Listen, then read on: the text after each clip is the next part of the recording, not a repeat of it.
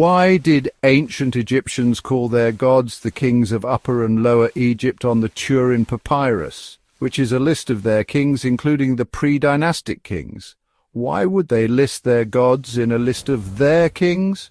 Why did they mention a reign for gods in the pre-dynastic era?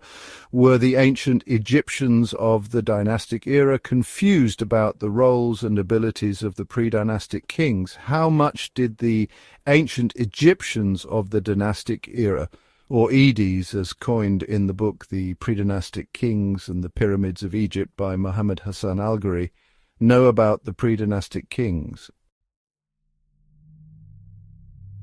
If calling their gods kings of Upper and Lower Egypt was merely something that the New Kingdom did in some of their texts, listing their gods in a king's list and specifically mentioning their reign means that it is not just a title that they sometimes use for their gods.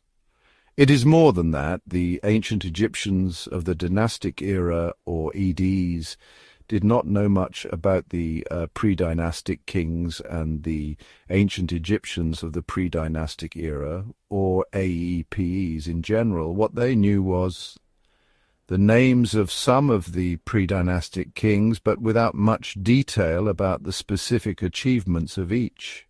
The approximate duration of the pre-dynastic era, which they mentioned on the Turin Papyrus, 13,420 years. They knew that Upper and Lower Egypt were unified before the dynastic era.